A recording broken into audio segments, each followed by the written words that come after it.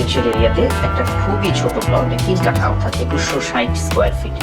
এখন এই ছোট পরিসরের একটা জায়গার ভিতরে এমন একটা চ্যালেঞ্জিং কাজ করা, একটা আর্কিটেকচারাল এক্সিলেন্স অবশ্যই একটা গুরুত্বপূর্ণ ব্যাপার। নিচের দিকে 4টা রেন্টাল ফ্লোর এবং তার উপরে দুটো ফ্লোর মিলে একটা ডুপ্লেক্স। এটা দিয়ে প্রথমে এটাকে ডিজাইন করা, এটা ওনার জন্য আরেকটু ভালো হতো। তো সেই জায়গা থেকে পরবর্তীতে আমরা এটাকেও অ্যাপ্রিশিয়েট করি এবং আমরা ডুপ্লেক্সটাকে ট্রিপ্লেক্সে কনভার্ট করি।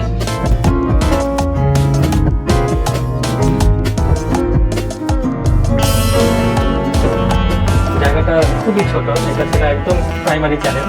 কর্নার থেকে বিল্ডিং এর যে অ্যাপারচারটা তৈরি হবে এটাও কিন্তু একটা ইম্পর্টেন্ট ফাইন্ডিংস। আবার এটা সাউথ ফেসিং ল্যান্ড হওয়ার কারণে যেমন প্রচুর পরিমাণে রোদ আমাদের জন্য থার্মাল কমফোর্ট দেয় না, অন দ্য আদার হ্যান্ড সাউথের যে বাতাসটা প্রপারলি বিল্ডিং এর ভিতরে নিয়ে আসতে পারি, এটা কিন্তু খুবই কমফোর্টেবল এবং হেলদি লিভিং এনভায়রনমেন্ট দেয়। সানলাইটকে ট্রিটমেন্ট করার জন্য আমরা এখানে বিভিন্ন ধরনের শেডিং ডিজাইন করেছি।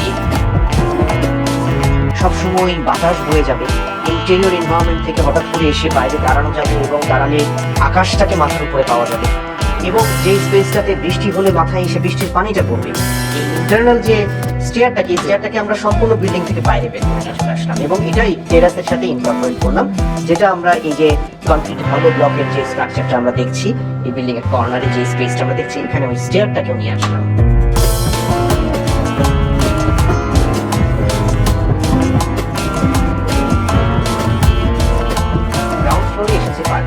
বেডরুম একটা স্টুডিও অ্যাপার্টমেন্ট করেছে ফার্স্ট ফ্লোরে এবং সেখানে একটা ডাবল বেড স্পেস তৈরি করেছে। এমনিতে যেমন একটা ওয়েলকামিং এবং একটা বিউটিফুল একটা স্কেল তৈরি করছে, অন দ্য আদার হ্যান্ড এই স্কোয়ার ফিটটাকে আমি অন্যান্য ফ্লোরে ব্যবহার করেছি।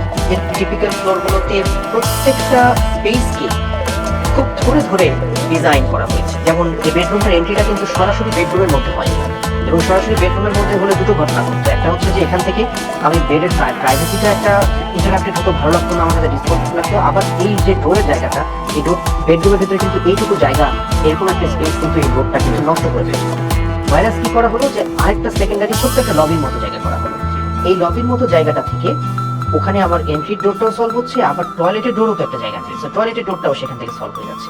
অ্যাজ এ রেজাল্ট কি হলো, আমি একটা ফ্রেশ একটা বেডরুমে একটা ফ্রেশ জায়গা পেয়ে গেলাম। একটা ওয়াইড অ্যাপারচার তৈরি করলাম সাউথ দিকে, আবার এখানে খুব প্রপার শেডিং এর মাধ্যমে এখানে আবার এটাকে শেডেডও করা হলো। এখানে ছোট ছোট সুইং উইন্ডোজ রয়েছে, সো ভেন্টিলেশন গুলো এগুলো ওপেন করে দিলে এই রুমের ভিতর থেকে খুব চমৎকার ভাবে সারাক্ষণ এই রুমের ভিতরে ভেন্টিলেশনটা সবসময় পারফেক্ট হয়। ট্রিপ্লেক্স ইউনিটের ক্ষেত্রে একটা লোয়ার লেভেলে একটা ড্রয়িং কাম ডাইনিং স্পেস রয়েছে এবং এই ড্রয়িং ডাইনিং স্পেসটার ভিতরে দুটো ডাবল হাইট রয়েছে, অর্থাৎ আমি নিচতলা থেকে দোতলার স্পেসের সাথে একটা ভিজুয়াল কানেক্টিভিটি তৈরি হচ্ছে।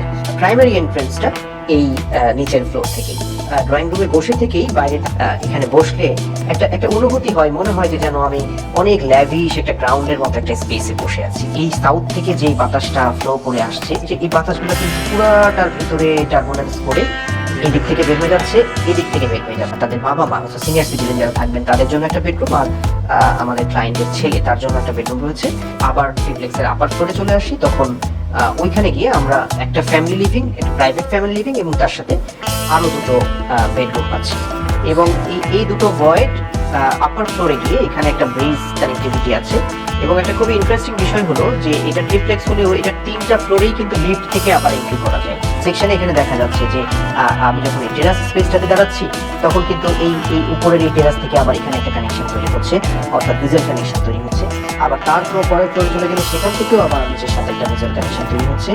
আবার ইন্টারনালি এই যে দেখা যাচ্ছে যে নিচের ফ্লোরের সাথে উপরের ফ্লোরের যে ভিজুয়াল কানেক্টিভিটিগুলো, এগুলো খুব চমৎকার।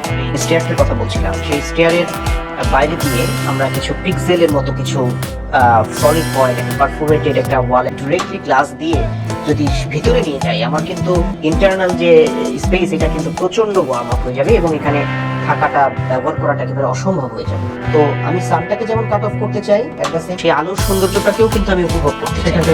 তো সেই জায়গা থেকে আমরা একটা ব্লক নিয়ে আসলাম, একটা নতুন ধরনের একটা ব্লক করতে পারে ব্রিকের মতো একটার পর একটা সাজিয়ে আমরা এই হিউজ 30 ফিট হাইটের এই পারফোরেটেড স্ক্রিন ওয়ালটা তৈরি করেছি। যেটা ম্যাটেরিয়ালিটির জায়গা থেকে যদি বলি তাহলে এটা প্রজেক্টের এখন আমরা ফাইনাল লুকটা আমরা এখন দেখতে পাচ্ছি। ট্রিপ্লেক্সের সিঁড়ি যে স্পেসটা ভিতর দিয়ে কোনো মানুষ যখন যাবে তখন এটা লাইট এন্ড শেডের যে খেলাটা সেটা এনজয় করে আউটলুকটা কেমন আসবে এই ব্যাপারে আসলে আমাদেরকে বেশি ফোকাস করতে হয়েছে।